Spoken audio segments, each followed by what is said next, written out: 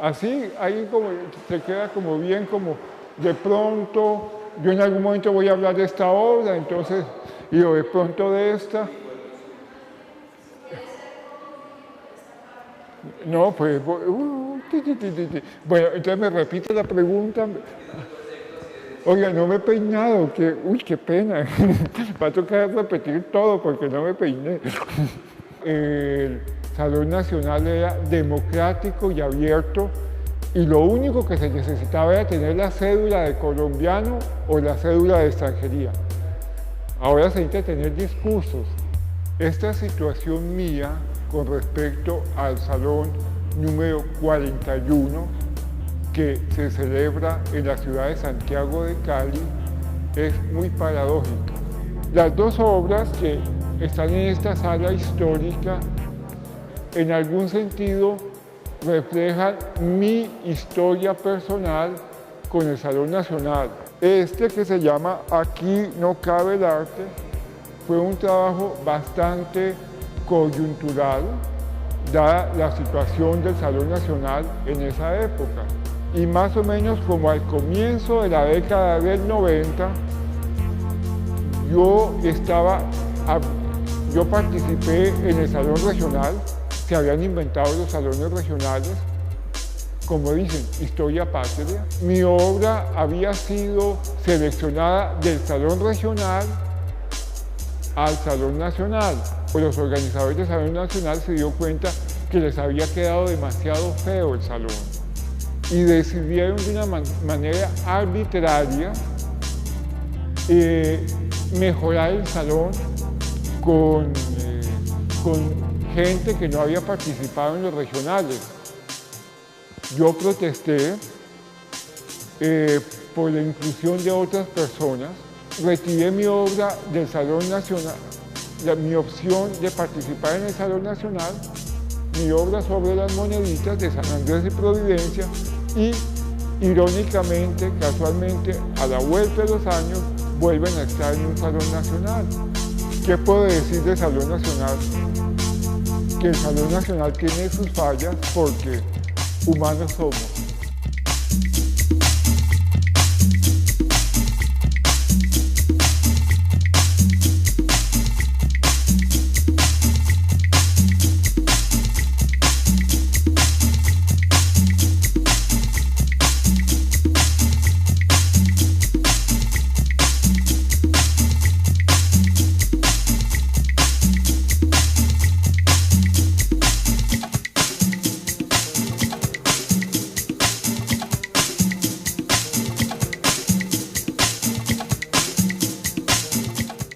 Salón Nacional de Artistas y que después se llame Urgente,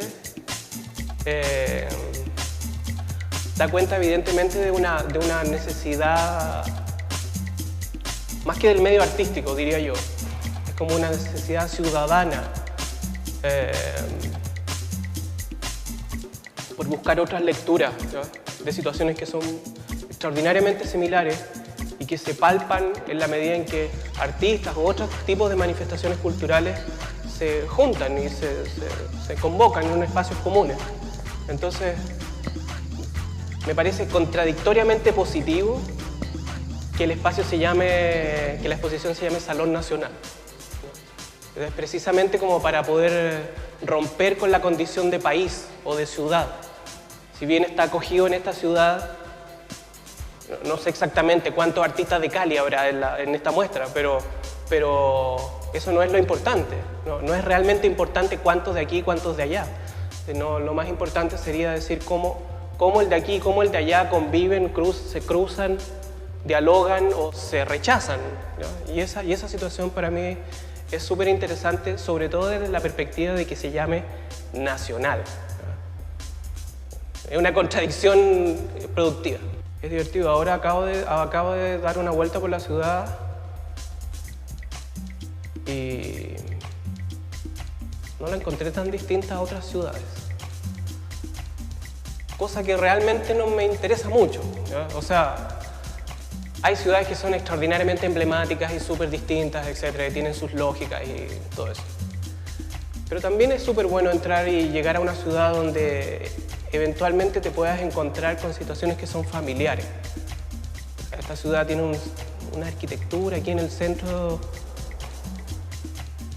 perdonando a los presentes, pero fea.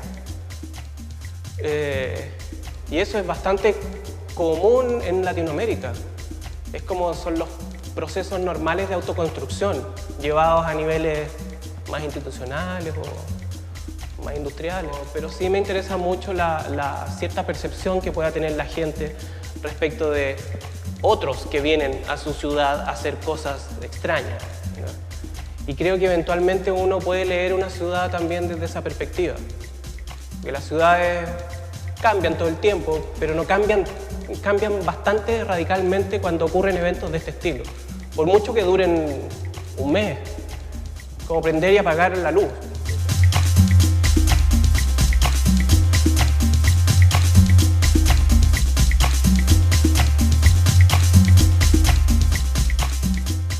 En 1971 se realizaron los 6º Juegos Panamericanos en Cali.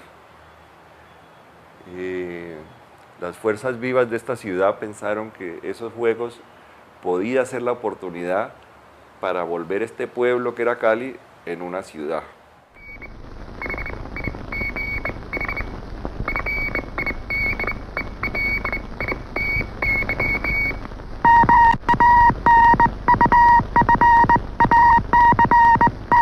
Como presidente de Colombia, no solo cumplo un deber, sino que experimento positivo orgullo al declarar inaugurados estos 6º Juegos Panamericanos.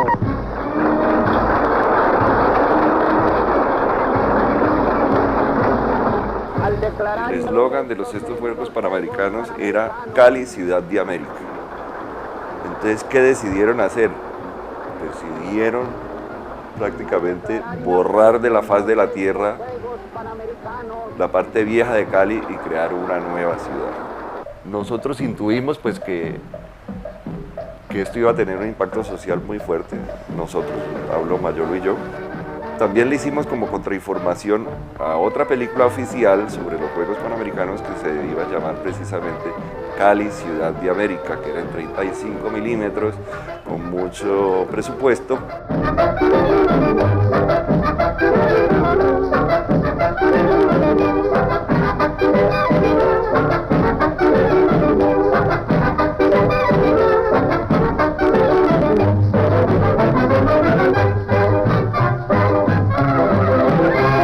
Señores, esta es la verdad, que hay un señor de talento y razón, inteligente, despierto y gentil, que rinde culto siempre al corazón. La ciudad cambió a partir de los Juegos Panamericanos. Cosas como el Hotel Alférez o el Batallón Pichincha o cosas así que no se han debido destruir, o incluso la antigua gobernación. Y yo creo que los Juegos Panamericanos pues comenzaron ese proceso de, ¿cómo se llamaría eso? Afeización de la ciudad. De un proceso de volver la ciudad muy fea.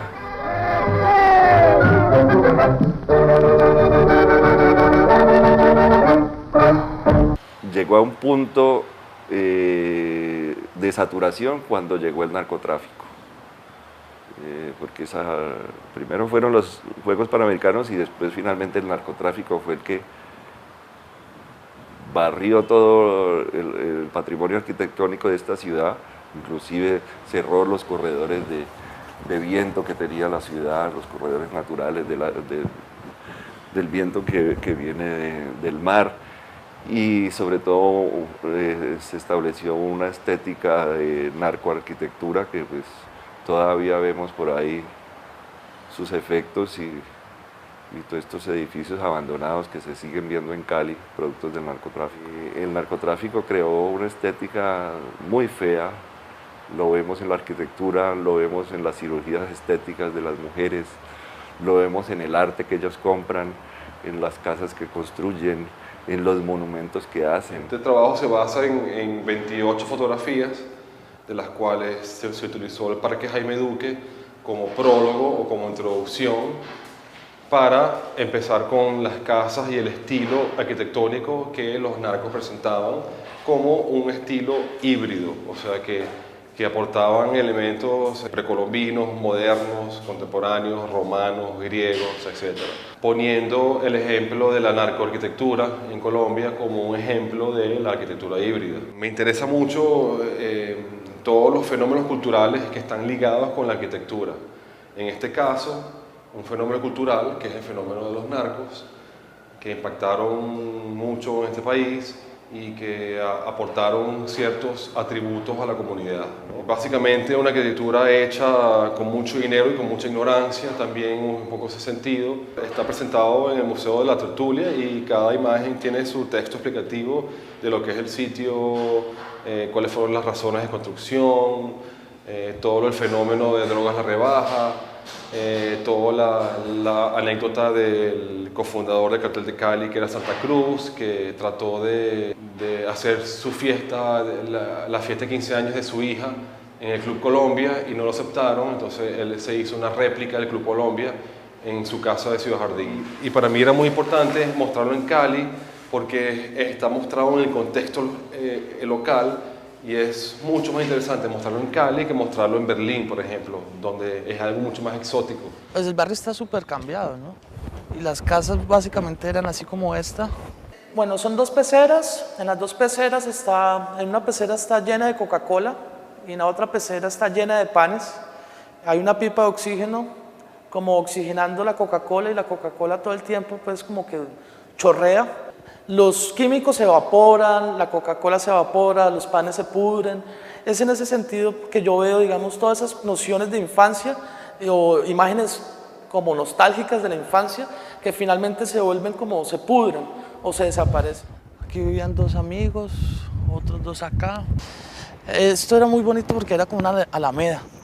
Esto no se veía, digamos, no estaba tan descubierto, sino que era una alameda de árboles de mango y de carbonero. Y hacíamos pues cosas de niños, básicamente.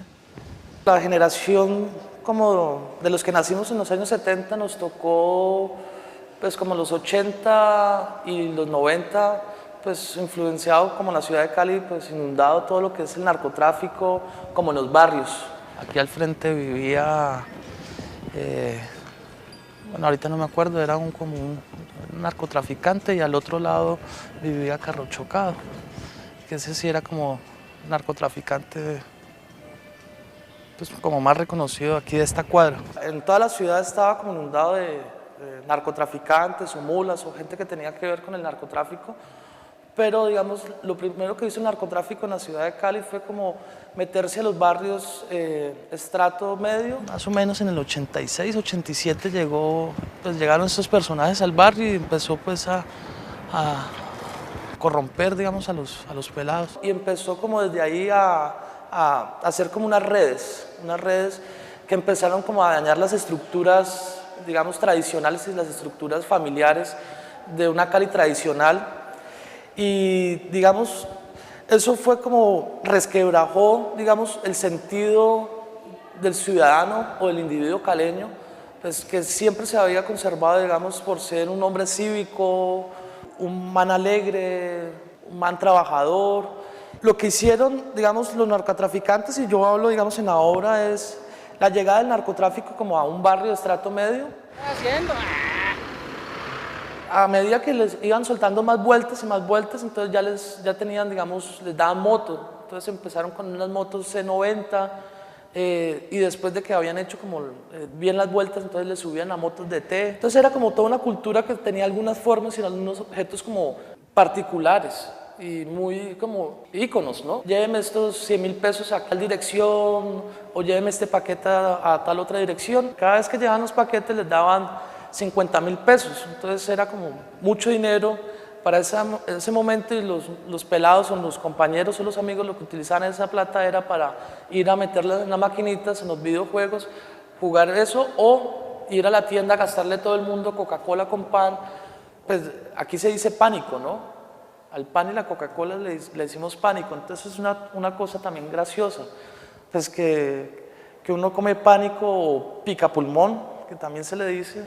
en el gobierno Gaviria hubo una restricción de todos los insumos importados, entonces en las cocinas colombianas entonces empezaron a utilizar otros insumos, digamos, autóctonos, como el cemento, orines de cerdo, sal soda, como unos elementos que antes no llevaba la cocaína. Es una estantería donde están todos los químicos o todos los insumos para hacer cocaína, y hay unos elementos, digamos, puntuales, como el beeper. Digamos, a principios de los 90 no había celular sino beeper, un timer de una cocina, un microondas. Hay unos registros en cámara Polaroid del barrio. En el 89, pues, cuando empezó la guerra entre los carteles, fue como terrible, pues. Aquí hicieron varios atentados. En la otra cuadra mataron como al papá de uno de los amigos. Básicamente todos murieron como de 16 a 18 años. El recorte de dólares y el recorte de hoja de coca para hablar de la relación que hay entre centros urbanos en Latinoamérica y en Estados Unidos, los unos productores y los otros consumidores, que a través de los nombres de los centros consumidores y productores estoy hablando de la responsabilidad de parte y parte. No solamente la culpa la tiene el país productor, sino también el consumidor. Bueno, la obra que monté en Cali realmente no fue una escogencia mía, sino del comité curatorial. Ellos escogieron esta obra que se llama Nowadays, de recortes de hoja de coca.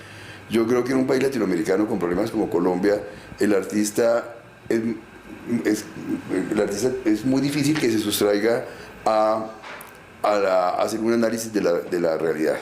La sensibilidad del artista aplicada a lo social. Cómo aplicar el manejo estético, digamos, ¿no? Y el conocimiento de la historia del arte y el aprendizaje de oficios del arte. Sentí que yo estaba al margen por muchas situaciones. Por ejemplo, la situación emergente de la familia campesina a la ciudad, la situación étnica, ¿no? de clases inferiores que no son blancas a terrenos de clases altas que son predominantemente blancas, y también mi condición de homosexual. Entonces, desde muy temprano yo me di cuenta que allí estaba la fuerza, la visión de que los medios no eran tan importantes como los contenidos, y que a cada problemática, digamos, estética, había que darle una respuesta técnica diferente, y que el funcionamiento del trabajo no dependía de un manejo técnico, por ejemplo, de la acuarela o incluso de la misma fotografía. El planteamiento me llevaba siempre a hacer nuevas propuestas en nuevos terrenos, porque el arte se ha nutrido muchísimo más que de la literatura y de la filosofía, es de la sociología, ¿no? y del humanismo en general.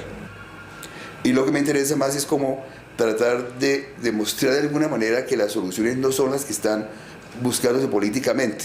Las soluciones son mucho más sencillas, que es arreglar el problema social colombiano, y que la responsabilidad también de la guerra que tenemos, ¿no? o que hemos padecido, que ahora se ha trasladado también a México, es producto del consumo de drogas. O sea que el consumidor es muy responsable.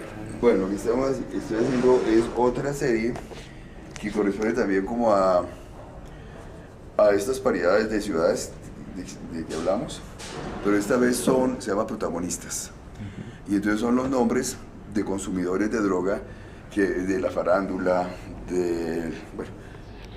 gente famosa que ha tenido líos con la drogadicción. Entonces hicimos una investigación y averiguamos que tal persona en tal momento la pillaron con tantos gramos, no sé qué, o tal persona murió por sobredosis en tal momento, Eso es una parte que va a ir en hojas de coca.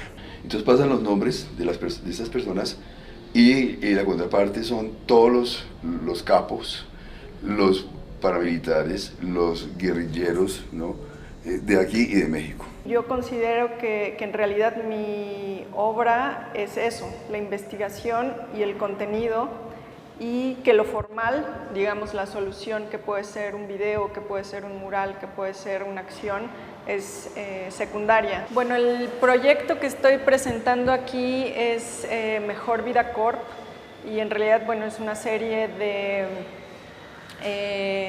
sí, productos, servicios, pero que partieron de intervenciones en el entorno urbano. Es más yo creo que un espejo personal de ideas políticas y de mi voluntad también política, ¿no? Con la obra, y la sorpresa o la provocación de algo que tal vez es tan común como ir al supermercado y comprar fruta con una etiqueta, subvertir como un detalle, algo muy sutil de lo cotidiano, creo que es lo que genera en realidad la pieza, ¿no? Ese intercambio o esa especie de comunicación.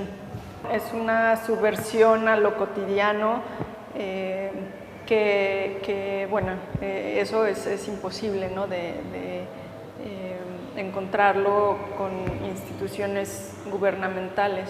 Se presenta aquí simplemente como la distribución de credenciales de estudiante y una campaña para el contexto latinoamericano.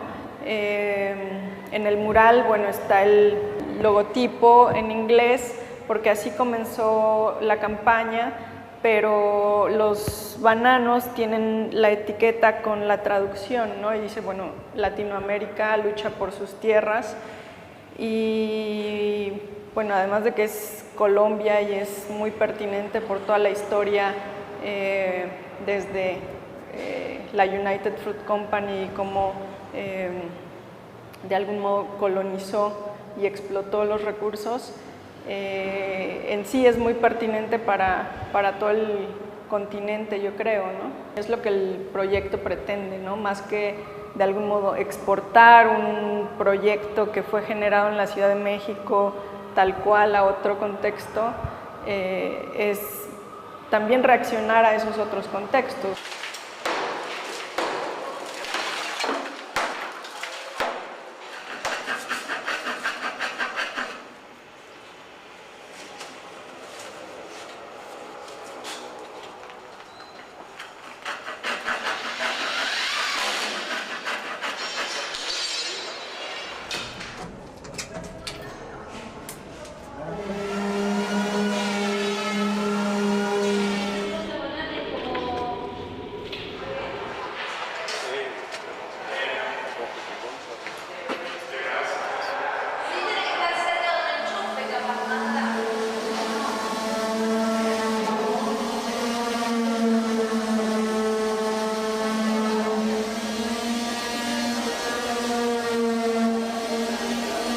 Nosotros hacemos digamos, acciones muy comunitarias. Digamos, la obra no es en sí una pertenencia nuestra, sino es más una integración con la comunidad, con lo urbano. Nosotros simplemente recolectábamos los materiales o hacíamos las diferentes propuestas, pero quien a la larga quien imponía las cosas era la comunidad, ¿no? Quien ofrecía los elementos, ¿no? Los colores de las prendas, la forma como iba a ir, el tipo de tela. Todas esas características, ¿no? Y que es algo muy doméstico, ¿no? Muy de la casa, ¿no? La tradición de elaborar unas figuras, ¿no? La tradición de elaborar unos muñecos comunitarios, familiares. La montamos en una carretilla o en un carro y empezamos a moverlas por distintos lugares de la ciudad. A medida que íbamos haciendo esto, íbamos repartiendo propagandas a las personas para que en la noche de este día vinieran a una quema con los años viejos, o digamos como para lo que ellos habían sido pues hechos. Es como conjugar lo tradicional o lo popular, o digamos el arte que es de alguna manera mal visto en la sociedad, como lo artesanal o aquello que no entraría dentro de lo museológico. También presentar algo irónico a raíz de hacer años viejos para el Salón Nacional, una especie de exorcizar lo que está pasando en relación al arte. Somos el colectivo 13. Cosas que va arrojando el mismo paisaje en la ciudad. Pues eso nació desde una observación que hicimos en un parque en Medellín, en el Parque del Periodista. Cuando la gente bota los chicles a la calle, quedan unas manchas y quedan unas huellas de ese paso. Entonces lo que estamos haciendo es resaltando el color del chicle, esa historia que ya está ahí, como para generar como una imagen nueva, pues como a partir de eso que ya estaba.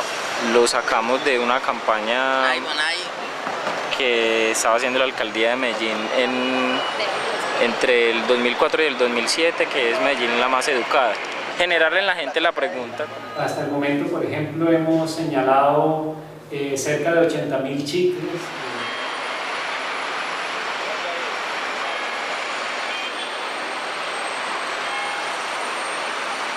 Como los que dicen, entonces esa pintura quita el chicle, entonces dicen, otros dicen, muy bueno, porque entonces la gente ya se va a dar cuenta que está ensuciando la ciudad. Como queda de bonito, parecen pétalos de rosa, parece tal cosa, entonces como todo ese tipo de lecturas que se pueden dar a partir de otra cosa, que eso es, pues eso está abierto el arte está abierto a todo.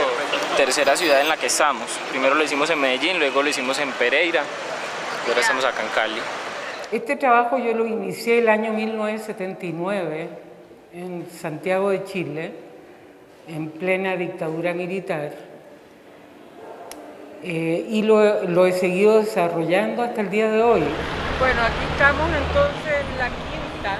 Una intervención en la vía pública, de 1 milla de cruces sobre el pavimento. Esta intervención la voy a realizar en la Quinta Avenida. Vamos a cubrir aproximadamente 1 kilómetro. Tiene un tráfico infernal a esta hora, por eso vamos a trabajar al amanecer, porque me parece pertinente el intervenir, en este caso el signo de tránsito, por todas las lecturas posibles que esta acción tiene. No se limita solamente a la intervención del signo, sino que su documento, su registro, yo lo utilizo para realizar una nueva intervención a través de proyección video, ¿ya? Que cuando yo hablo de cruces, casi es por un asunto poético del lenguaje, pero yo lo que hago en concreto es construir un signo más, ¿ya? De un signo menos construyo un signo más. Entonces en Cali estoy, por un lado, haciendo la intervención en la ciudad, por otro lado, en el Museo de la Tertulia voy a mostrar registros de otras acciones. También esperamos no tener lluvia, pero esto ya es espectacular, ¿ya? Sobre todo los cerros, la lluvia, digamos, en este minuto, que fue el calor horroroso. La gente muy cálida. Pase nomás.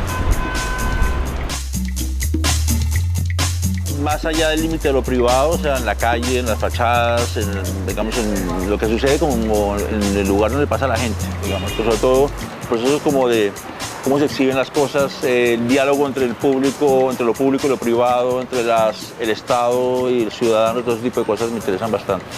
Entonces no es una obra, digámoslo como tal. Son, digamos, más bien procesos colectivos y esto es lo que me ha interesado trabajar, digamos, hasta ahora. Y está también muy relacionado con proyectos que yo he realizado que son también espacios de discusión. O sea, me interesa mucho trabajar en torno a espacios de discusión. Hay uno que se llama Esfera Pública, soy moderador, es un espacio construido colectivamente, pero digamos que en términos también de lo que es esfera pública como concepto, su origen está en los cafés. Entonces es un poquito como volver al origen de las discusiones. Son casi que conversaciones que se hacen no tanto como entrevistas, sino como van surgiendo como en este lugar. Otras se hacen por internet, otras se hacen por teléfono y todo esto se va como archivando y se va señalando como este espacio. O sea, en este lugar, digamos, en Cali ha sido muy importante, hoy en día ha cambiado mucho, ¿cierto? Y la idea un poco es pues, reactivar el lugar, pero no tanto haciendo como una memoria del sitio o pensando nostálgicamente sobre el lugar, sino haciendo de nuevo conversaciones y discusiones en torno a temas que vayan apareciendo en esos encuentros. Entonces, digamos que hay temas que tienen que ver, pues por una parte como con el sector, con el deterioro de la sexta, con lo que ha pasado con la ciudad.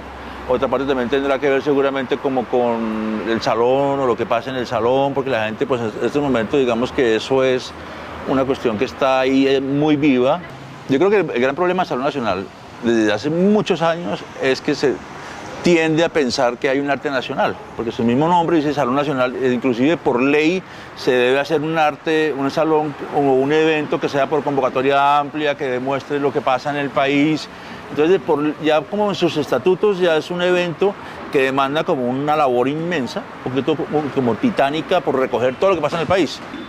Siempre estarán obligados los que organizan a recoger el regional de no sé dónde, o sea, como una especie de repartición de territorios que en una época funcionaba muy bien hace 70 o 50 años cuando se construía la región. Eso ya no funciona. Entonces se mantienen como ciertos ritos burocráticos, que es lo regional, pero yo no creo que haya tal cosa como lo regional o lo nacional. Sí veo un poco forzado lo de meter, ¿no?, las regiones, porque eso es como coger todas las curadurías y ponerlas acá. Cada salón trata de romper con eso, pero generalmente no pueden porque por ley tienen que hacer el próximo y se va a llamar igual Salón Nacional. De pronto, la pregunta es ¿cómo se llama ese salón? Yo no creo que se llame Salón Nacional. No, y además es muy bueno también porque hay también una confrontación internacional. Eso es clave, ¿no? Porque antes los salones nacionales siempre es como la misma gente, ¿no?, dando vueltas por todo el país. Y esa vez la gente va a ver en Cali no solamente como gente de otros lugares, sino gente de otros países, o sea, obras distintas.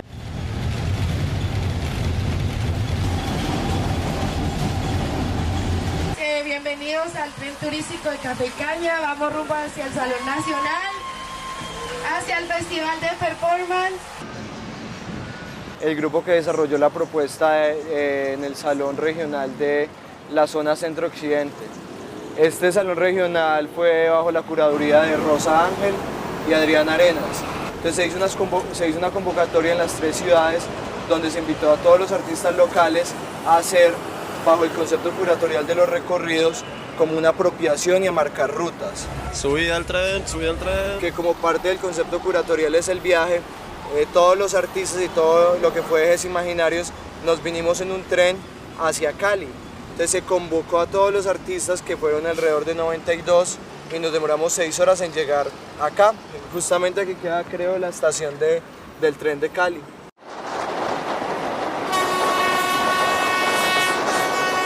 Ejes Imaginarios también fue como un sistema de cartografías en el cual estaba pues Pereira, Manizales y Armenes en las cartografías. Entonces lo que era que el artista, a través de 4 categorías o 5, conceptual, objetual, recorridos, acciones o puntos de interés, hacía un sistema de señalización sobre su región.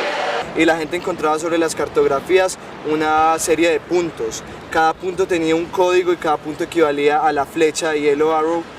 Y estaba unido a una propuesta, un proyecto internacional que se llama yellowarrow.com, donde la gente llegaba al sitio, encontraba estas flechas que se le da a cada artista como un punto de señalización. Cuando llegaba al sitio mandaba un mensaje de texto y automáticamente le llegaba la información de ese punto. Y usted da Pereira, entonces específicamente está un proyecto de arte mundial en la franja de Pereira. Entonces era como una guía, como un mapa para llegar a cada punto, ¿cierto? Aparte de eso, en el sitio web se puede hacer el recorrido digital. Entonces era como un sistema de señalización frente a la idea de recorrer la región. Habían proyectos de unas personas que no necesariamente eran artistas. ¿Por dónde es el Tinterillo ahí? En el Parque de los Poetas. Antes estábamos en la Plaza de Caicedo.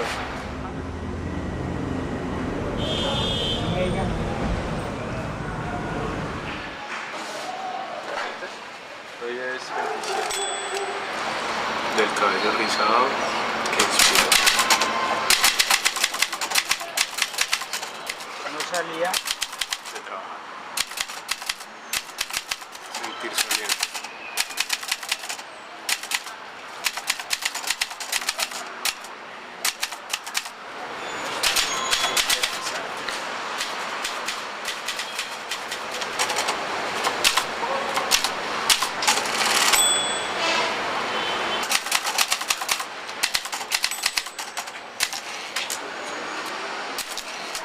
Aún contra mi voluntad.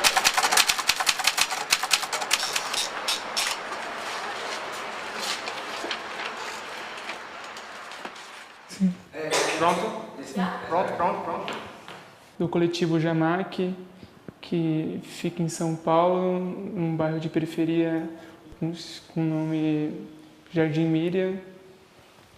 Somos artistas que já estão nesse espaço desde o nascimento do Jamac, que foi em 2004, e atuamos em projetos de paredes e pinturas com a coordenação da Mônica Nada, que é uma artista brasileira, que estamos em um bairro de periferia trabalhando atualmente, que estamos dando oficina de stencil para os moradores do bairro, para que eles criem seu próprio desenho e que pintem sua própria casa.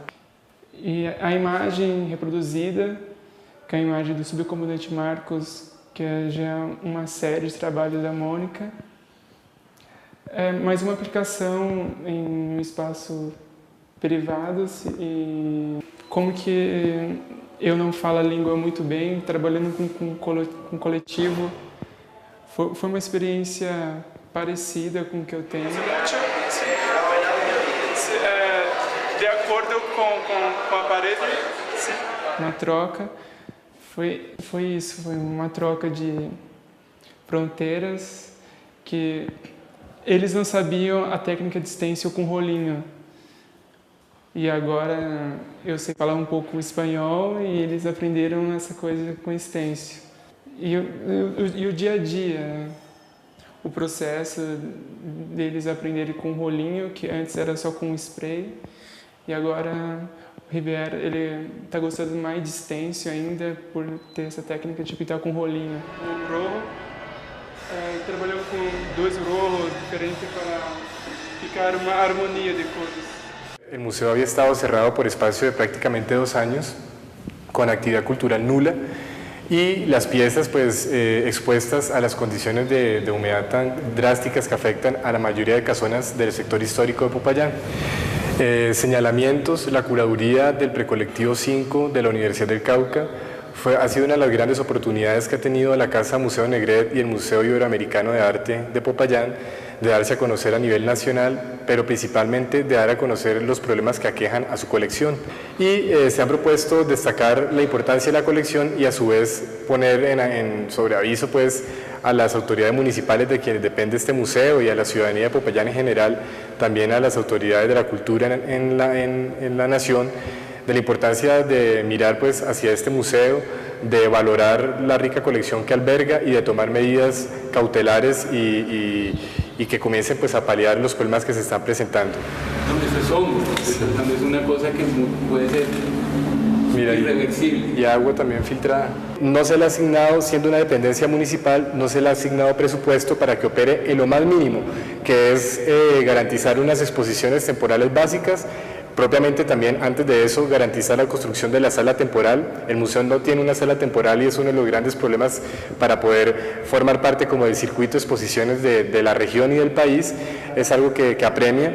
Y aparte de eso, pues no podemos tener como los otros museos posibilidades de desarrollo e investigación impulsadas por el propio Museo Negret, por el propio Museo Iberoamericano, y pues eso nos dificulta casi todo el accionar de la casa. En este momento operamos como 2 museos independientes. La idea es que podamos operar como un solo museo y tengamos una personería jurídica única que nos permita aunar esfuerzos para pues, consolidar la acción cultural de la Casa Museo Negret en Popayán. Es posicionar a la Casa Museo Negret como el espacio cultural por excelencia de la ciudad en su condición de único museo público de Popayán. ¿Hasta qué calor aguantan ellos? Ellos 25 grados, 26, óptima la temperatura. Y el día que van a encapullar, de 30 para arriba, la cabecita rompe y comienza a salir un nuevo gusanito. Y el gorrito que estaba con el hilito se queda pegado ahí. Y cuando pasan de la 4ª a la 5ª edad, ya el gusano es así grande, ahí sí que se ven hermosos y quedan bien infladitos los gorritos y él se va con su nueva piel. Entonces, ¿cuándo le echamos comida? Mañana en la mañana, si Dios quiere. ¿Y después? Sí, y ya todo, y ya le echan diario, pero yo les voy a pedir un favor, los abren, los van a poner, ¿cierto? En un espacito los van a poner, y no les echen comida a taparlos, no, sino que le ruce un poquitico y usted mira que esté comiendo. ¿En cuánto tiempo se vuelven pupas? Bueno, esperemos a que 15. Puede que empiecen a comer mañana, supongamos que coman mañana por la mañana, entonces comerían domingo, lunes, martes y miércoles estaría la tercera edad.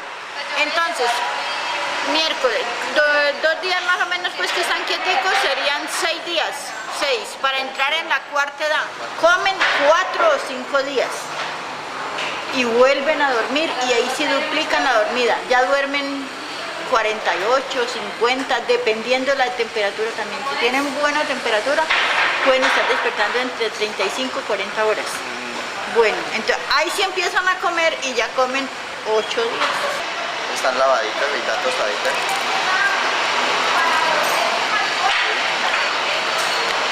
¿Quieres probar? Entonces ya luego conseguimos este horno pequeño y ya. Este es un horno de pan de bono. Sí, pan de bonero.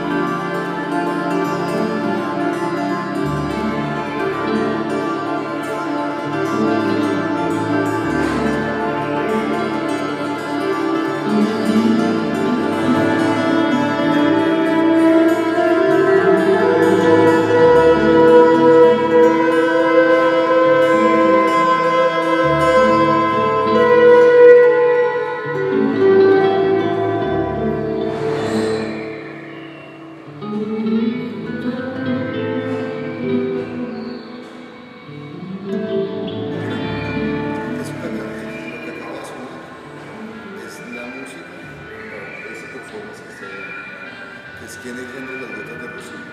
Ahora la de sinfonías en los próximos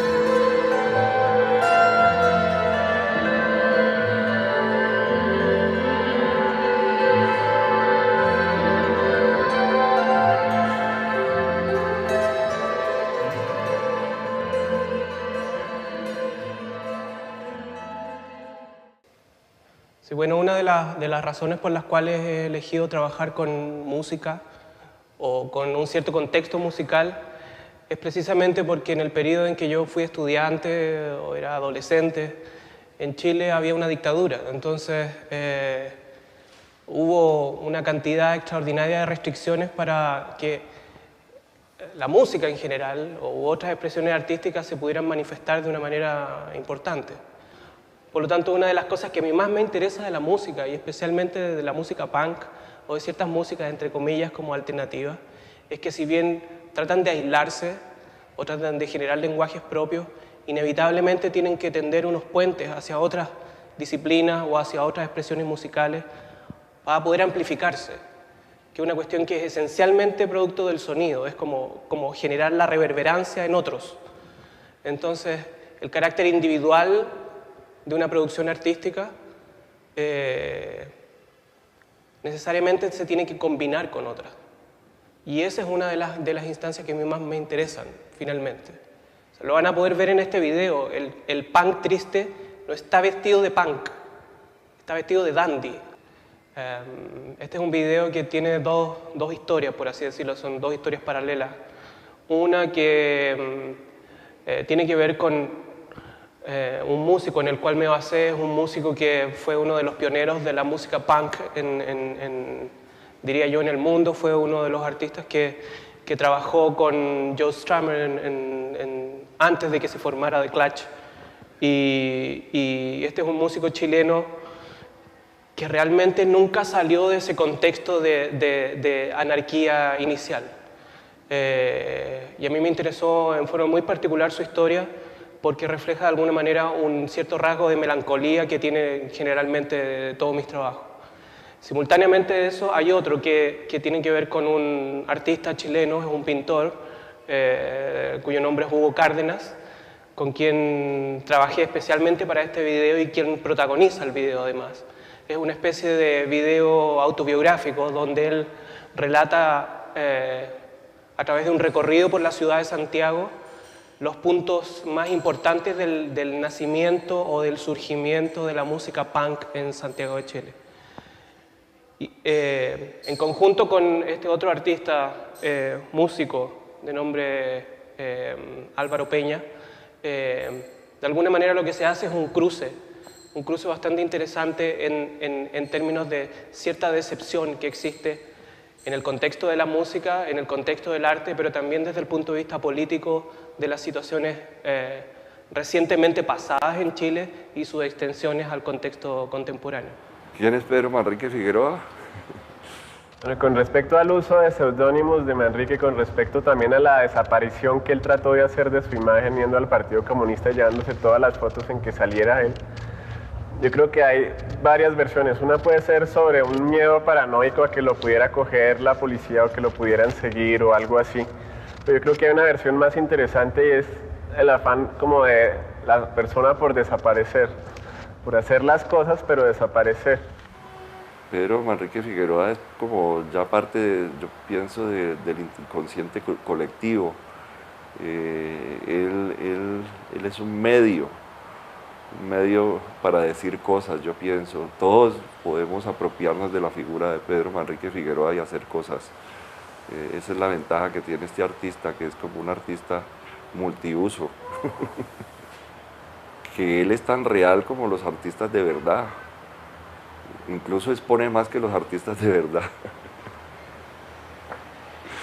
Yo envié por la red una serie de correos, cerca de 4.000 correos, pidiéndole a muchas personas en el mundo que enviaran cubiertos, cucharas, cuchillos y tenedores específicamente para hacer una obra. Me llegaron 232 paquetes de 12 países y con la compilación de estos objetos se está presentando el arsenal. La instalación es un rastro de todo el proceso de performance en desarrollar una serie de elementos pasionales y de elementos vividos frente al mismo proceso de la obra que la complementan. A ver, estos moldes son prestados del ejército colombiano, hacen parte de la obra porque ellos me prestaron en algún momento estos moldes, son de un museo de Indumil. Con estos moldes se han hecho muchas balas colombianas. Con estos moldes haremos balas de papa, yuca y queso. Y vamos a matar simbólicamente el hambre de un país ocupado en la guerra, de un país un tanto indiferente con la realidad social. Estas balas han asesinado a la patria. Son las mismas balas que matan los colombianos. Aprenderemos a hacer balas. Primero ponga harina de trigo sobre el molde matriz. Si puede conseguir bien esta harina, es mucho más digno para el objeto. Luego, muy suavemente coloque el queso revuelto con harina de trigo sobre el molde matriz, sobre la primera pieza del molde matriz.